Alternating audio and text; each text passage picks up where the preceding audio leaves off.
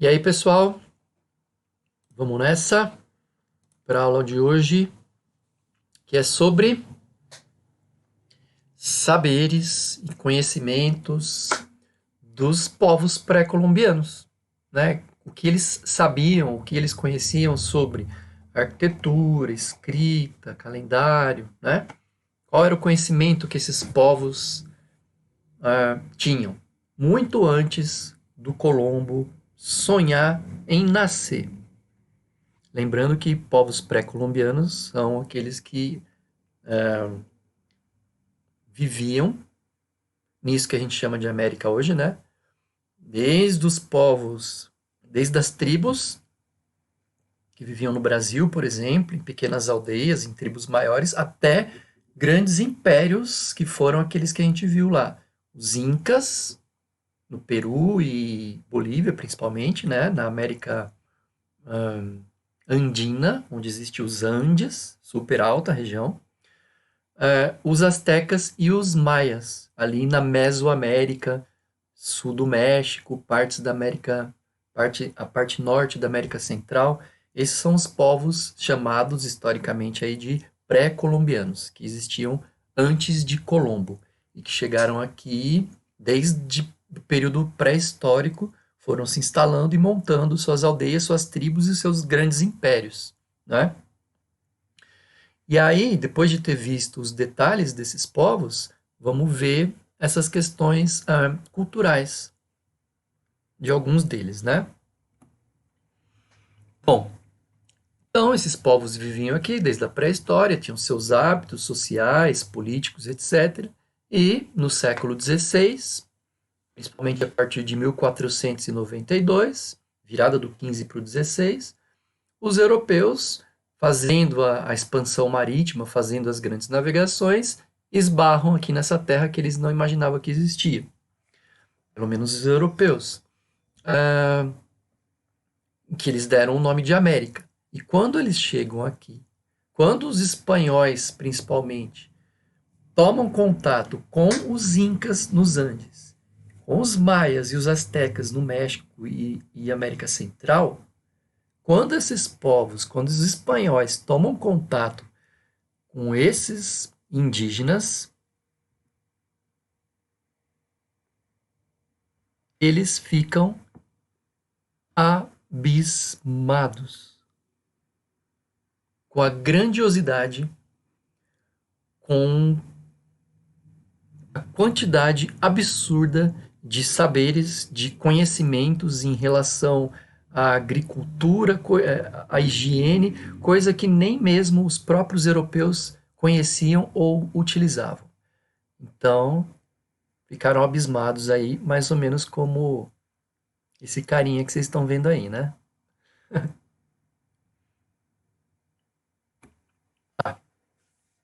Olha lá. Um rapaz chamado Bernal Dias del Castillo, que era um cronista. Cronista é quem escreve crônicas, né?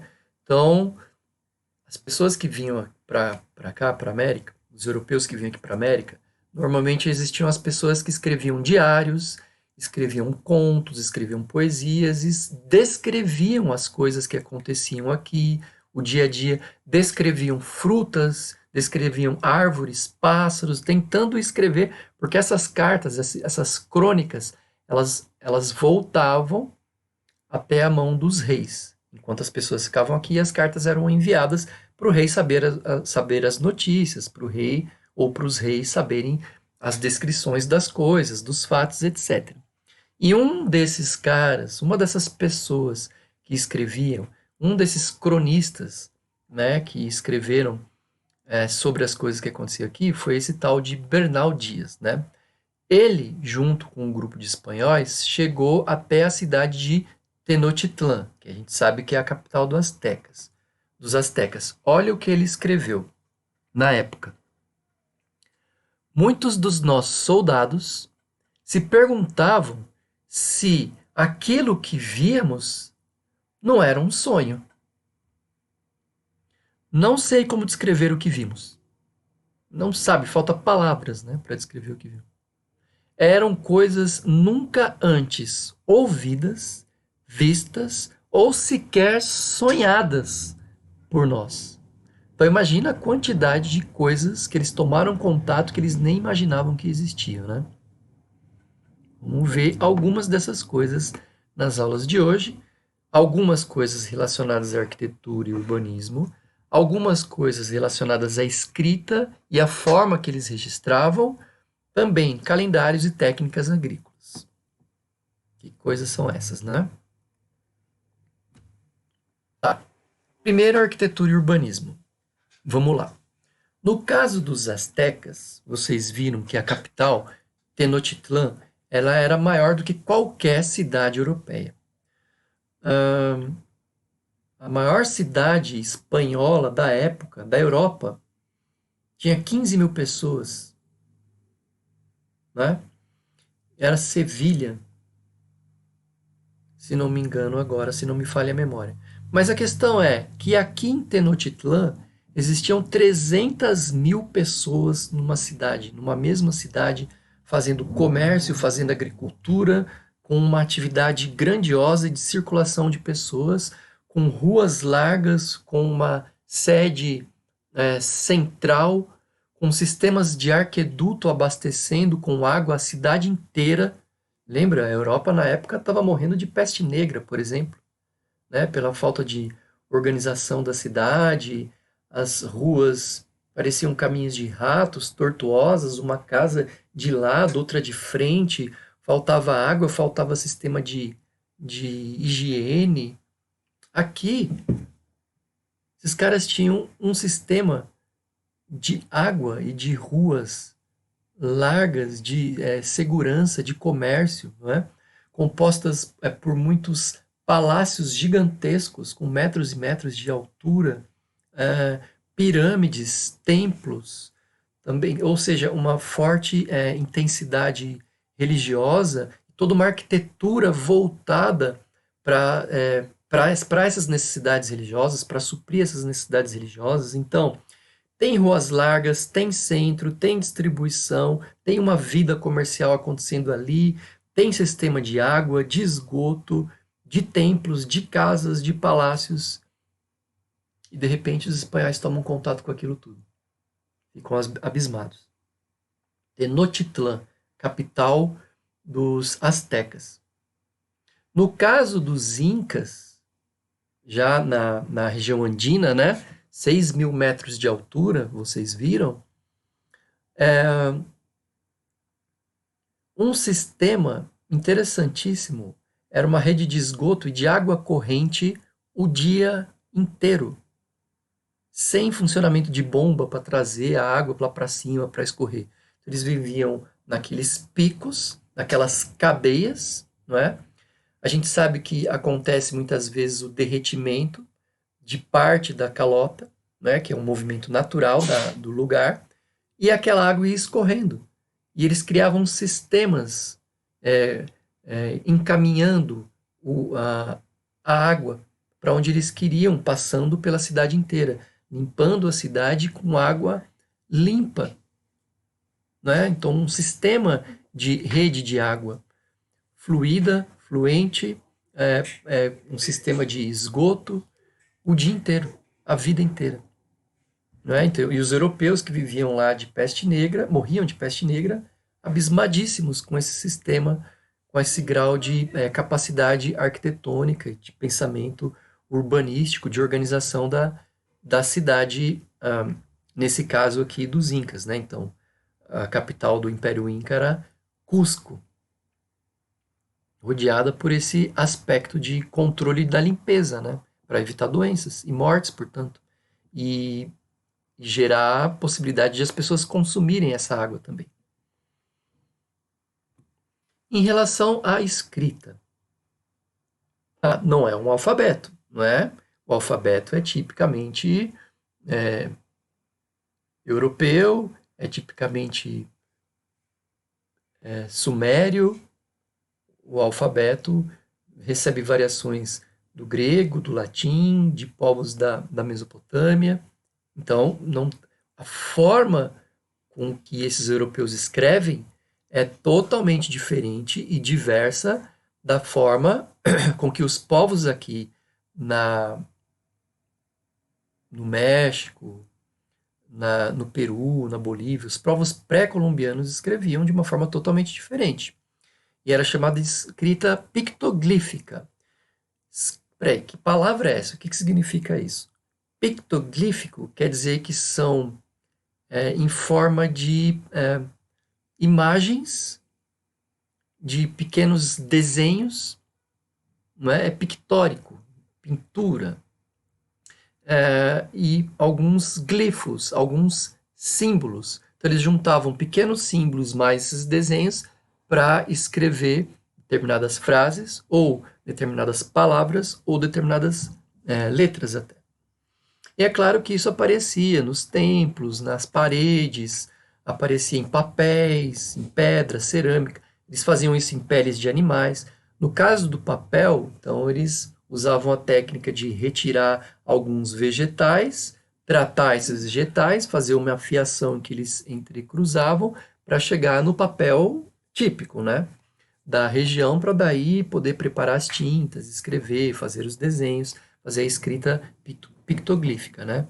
Em peles de animais também, esticam as peles dos animais, escrevem textos ali, enrolam em forma de pergaminho ou dobram e registram os seus códigos, os seus códices. O que eles escreviam ali? Ué, eles escreviam os seus mitos, escreviam as suas histórias, registravam as suas contas, contavam relatos, faziam calendários, contavam a origem do mundo ali através dos seus mitos, as suas datas importantes, suas datas religiosas importantes, agradecimentos aos deuses, orações, registravam rituais, tudo mais quanto eles quisessem descrever através da sua escrita pictoglífica. Tá. No caso dos incas, tem um detalhe que depois vocês vão ver a imagem de um objeto chamado quipu. Quipu, imagina uma cordinha com várias cordas penduradas, com tamanhos e cores diferentes. Cada uma dessas cordas recebiam alguns nós, uma certa quantidade de nós. E eles sabiam que esse instrumento chamado quipu, cada cor estava relacionado a um significado, a um código. Cada quantidade de nós também estava associada a uma determinada informação. E cada tamanho de cordinha, de corda, também estava associado a isso. Então eles faziam somas, multiplicações, divisões, e assim eles conseguiam registrar quanto aconteceu de colheita, de produção, de impostos, né? Era uma espécie de ábaco dos incas, o quipu. Calendários. Bom, gente, como toda civilização na sua fase inicial, seja chinesa, hindu, africana, egípcia, nórdica, inca, apache, quando uma civilização decide contar o tempo à sua maneira, é claro que eles vão ter um marco zero, um marco número um ali. E é claro que esse calendário sempre registra o ano 1 como um fato importante para aquela civilização, não é? E aí a gente vai ter vários números 1, vários começos, vários marcos zero, cada povo com o seu marco zero, não é? Mas normalmente esses calendários todos, eles eram feitos a partir da observação dos astros. Todo calendário é feito a partir da observação dos astros. Porque a gente sabe que o Sol tem um ciclo, a Lua tem um outro ciclo diferente, e os planetas também têm um ciclo, as estrelas têm um ciclo, as constelações têm um ciclo, algumas aparecem num determinado momento do ano, outras em outro determinado momento do ano. A gente também sabe que existe um movimento de solstício e equinócio, né? O momento em que o Sol segue mais para o lado nordeste, ora o Sol segue mais para o lado sudeste. Tem momentos que o Sol nasce, que é o equinócio, que ele nasce, o dia é exatamente igual à noite. Então, isso tudo está sendo observado os astros estão sendo observados por uma necessidade básica, que é a necessidade de saber quando plantar, quando colher, quando começará as chuvas e quando será o tempo de seca. E por que isso é uma necessidade? Porque se você planta algo no momento errado, se você faz agricultura no momento errado, a planta não vai dar certo. A plantação não vai dar certo. A agricultura toda vai se comprometer. E se a fonte de alimento se compromete, as pessoas também correm risco de morte. Daí é importante olhar para o céu e reconhecer esses ciclos, para saber quando plantar, quando colher, quando se recolher, porque é frio, quando sair. E é lógico que isso tudo, cada momento, cada estação do ano vai ser relacionado com as divindades, com religião e com celebrações, em forma de agradecimento, em forma de pedido. Então imagina a alegria, acabou o inverno, sobrevivemos, vamos fazer uma festa. E isso sempre marca aquele período, não é? Uma festa de agradecimento à deusa Pachamama, não é? Que é uma deusa que é a deusa da terra. Então eles vão lá e jogam alimentos dentro de um buraco na terra, cavam aquele alimento, tudo isso recheado de rituais, né, de danças, de música e de cerimoniais religiosos para agradecer a terra pela vida e pela sobrevivência do momento anterior. E aí vira uma questão cultural da época. Então você vê que as coisas estão todas conectadas. As relações com observação do céu está relacionado com a agricultura, que está relacionado com a divindade, que está relacionado com um ritual religioso para agradecer ao sol, para agradecer à terra, e assim vai se formando uma cultura, não é? Repara então que quando a gente vai falar de calendário, a gente está falando de uma percepção dos astros para organizar a vida agrícola.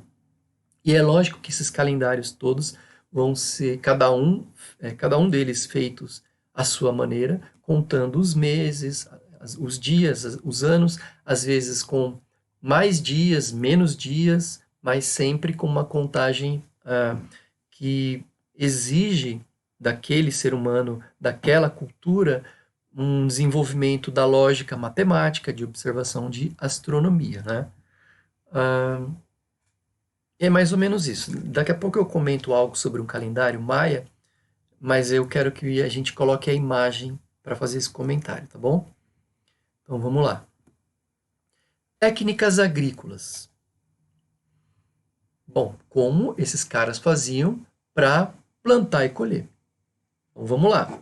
Canais de irrigação, né? Então, rios, eles escavavam em torno dos rios alguns buracos para que a água seguisse caminho para esses buracos e chegasse até mais para o interior, onde eles queriam que as plantas fossem irrigadas.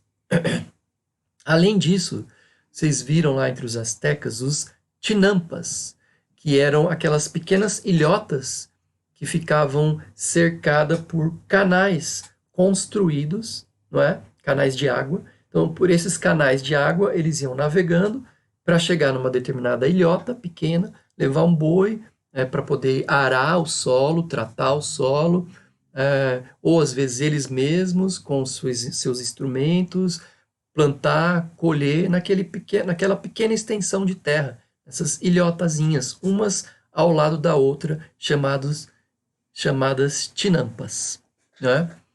No caso dos incas, os espanhóis ficaram abismados com aquilo que a gente chama de terraços, não é? Ou a gente pode chamar também de degraus. A gente viu aquelas imagens em degraus. Claro que cada degrau desse tem metros e metros de largura, dá para você caminhar em cima desse degrau. Aí você passa para o outro e tem outro degrau e outro degrau. Então quer dizer que a serra inteira, ou uma parte da serra, ela é inteira recortada por esses degraus onde eles faziam suas plantações de milho, de batata, vários tipos de batata, vários tipos de milho, de mandioca. E esse tipo de técnica, que eram os terraços, além de facilitar o acesso a esses lugares difíceis, também evitava erosão e fazia com que, por esse caminho dos terraços, eles captassem as águas das geleiras para poder abastecer as plantas que necessitavam dessa água. Super pensado, super técnico, uma técnica agrícola. Outro detalhe é o charque. O charque é uma espécie de carne seca. Para se conservar a carne por mais tempo, eles passavam sal grosso e deixavam pendurado ao sol. Então, o sal ele tem uma propriedade de retirar os líquidos. Se você come uma comida muito salgada, você fica com sede, porque o sal retirou o líquido do seu corpo. Estando vivo ou estando morto, o funcionamento é o mesmo, não é? A carne que tem lá seus líquidos que através do sangue, quando ela toma contato com esse excesso de sal, o sal suga o líquido, eles colocam aquilo ao sol e a falta de água na carne ajuda a carne ficar conservada por mais tempo. Né? Um dos fatores de a carne apodrecer mais rápido é exatamente a quantidade de água e de líquidos que tem na carne. Se você retira, a carne dura muito mais tempo. E aí você pode cozinhar pratos com aquela carne que foi guardada durante muito tempo, né? É o charque. Bastante utilizado no Nordeste brasileiro também. Que é a nossa carne seca aqui, né? Bom, as imagens, gente. Olha isso. Primeiro aqui, ó. Isso aqui é uma planta, né, vista de cima, é um mapa visto de cima da cidade de Tenochtitlan. Então aqui, ó, essa pirâmide central seria mais ou menos essa partezinha. Então vocês estão vendo que existe aqui uma parte central gigantesca, com vários palácios e várias casinhas em volta, e aí vem a cidade, tá vendo o tamanho dessas avenidas? Que conectam isso tudo a outros lugares do continente, não é? Esse mapa aqui é um mapa lá do século XVI, aproximadamente, em que eles tentaram registrar essa cidade e essa pirâmide. Isso aqui hoje, claro, continua existindo, é fonte de turismo, né? Da cultura local. Então repara que tem vários, digamos que cada lugar desse é um templo. E tem um templo principal. Para que servir isso aqui? Basicamente, duas coisas. Observações astronômicas, porque você está num lugar mais alto, e rituais religiosos, que algumas vezes envolviam até sacrifícios, né? Basicamente é uma pirâmide relacionada à questão de cultos religiosos e observações astronômicas. Gente, lembra que eu tinha falado da água corrente o dia inteiro? Eu acho essa foto incrível. Então, a água vem lá do alto da serra e eles vão construindo vários canais como esse ao longo da cidade toda. Aqui é só uma calçada, uma ruela, uma rua pequena, né? Uma ruazinha. Existem várias como essa. E para que tudo isso aqui é feito nos encaixes de pedra, sem argamassa, só com a pedra. Então a muralha é construída, a ruazinha, a ruela é construída e a água corrente e limpa o dia inteiro, né? Evitando doenças, alimentando as pessoas e servindo como rede de esgoto, muitas vezes, né? Encaminhando para onde eles quisessem essa água.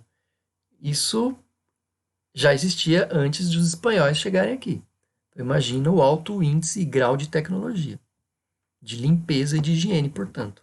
Bem diferente dos europeus lá da época, que estavam morrendo por causa da pandemia da peste bubônica, né? Da peste negra. Incrível essa foto. Escrita pictográfica, pictoglífica, lembra? Olha aí. É composta de desenhos, vamos supor, ó, tem um desenho e sinais. Desenho e símbolos. Desenho e símbolos. Desenhos e símbolos. Não é, ó? 3 bolinhas, 4 bolinhas, a cabeça de um animal, uma coluna em cima de uma cabeça. Muitas vezes aqui são representadas algumas divindades, animais do ar, não é? Símbolos, outro símbolo, né? Outros animais do ar aqui, ó. Enfim, isso aqui tudo quer dizer algo. Isso aqui pode dizer uma palavra ou uma frase, né? Os especialistas teriam que traduzir. Enfim, mas repleta de deuses também, que são deuses, eles eram politeístas, né? Astecas, incas e maias. Aí, enfim, por que eu estou colocando essa imagem? Para vocês baterem o olho e saberem que isso é a escrita dos povos pré-colombianos. Legal, né? Bem colorido. Mas vamos lá, vou para a próxima. Quipu. Lembra do quipu? Olha aí, ó. Cada cor dessa tem um significado, cada nó num determinado lugar tem um significado, e para que os nós muitas vezes são diferentes, nós próximos, um nó sozinho, esse nó diferente, com vários nós ao mesmo tempo. Cada coisa dessa tem um significado e essas pessoas tinham que saber o conhecimento, o significado desses nós, né? Eu coloquei aqui essa imagem aqui só para vocês saberem o que é o quipu, que é o ábaco, né? Repara aí que tem até uns números, né? Significado de números para eles fazerem as contas, as somas, as multiplicações, as divisões e distribuírem seus impostos ou arrecadarem impostos, fazerem cálculos 1000. Outra coisa, o calendário. Aí uma representação de um calendário que é o calendário maia, né? Todo mundo fala, o mundo vai acabar em 2012. Não. Lembra, se a gente for pensar do micro para o macro, o Sol, não, antes do Sol, os segundos. Acaba um segundo, começa outro segundo. Acaba um minuto, começa outro minuto. Acaba uma hora, começa outra hora. Acaba um século, começa outro século. Acaba uma era, começa outra era. Né? Lá em 2012, quando falava, o mundo vai acabar, não. Aquilo, esse papo de o mundo acabar em 2012 foi um cálculo que os maias fizeram, mas não que eles diziam que ia acabar o mundo, mas que ia acabar uma era. Acaba uma era, começa outra era. É assim para os segundos, para os minutos, para as horas, para os dias, para os meses, para os anos, para os séculos, para os milênios e para as eras. É sempre a mesma lógica. O Sol nasce e se põe. A Lua, a mesma coisa, os planetas, a mesma coisa. Todo o universo tem o mesmo funcionamento.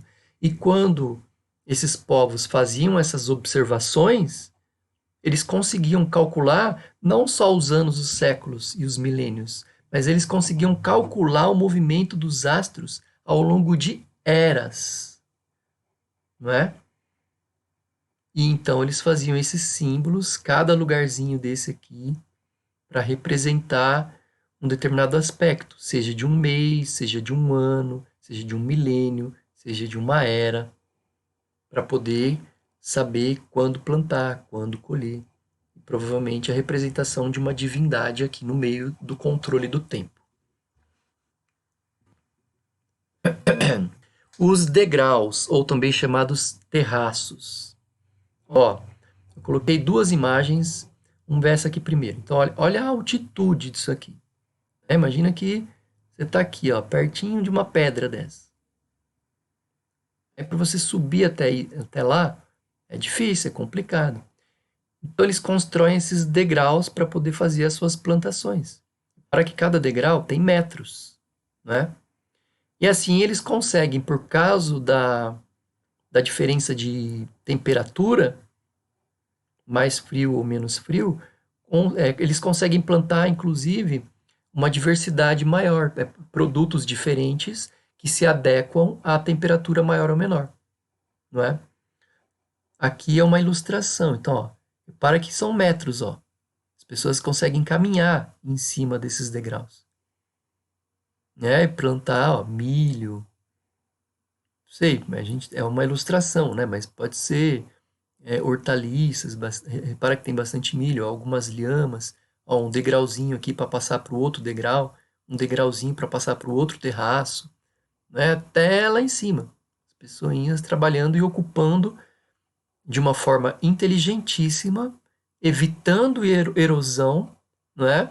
Com o contato da água para irrigar isso tudo, sem ficar subindo e descendo o terraço para levar a água. A própria água que está passando por aqui já vai irrigando o lugar, evitando erosão e cuidando da terra, cuidando das pessoas, dos animais, das plantas. Inteligentíssimo esse sistema, criado aqui pelos Incas, né? Que essa região aqui é nos Andes. Lembra que os Andes são altas cordilheiras de 6.000 metros de altura, né? Aqui os Tinampas. Lembra? Essas pequenas ilhotas cercadas por canais, né? Aqui a pessoa semeando, plantando, ó, tá vendo? Tem uns animais aqui em volta, algumas verduras, milho, tudo isso muito pensado, abóbora, tomate, né? Aqui nesse caso a foto de verdade, alface, ou seja, utilizada até hoje essa técnica, né? Água em abundância. E, gente, é isso então, para a gente não se estender muito mais. Espero que vocês tenham gostado. Valeu!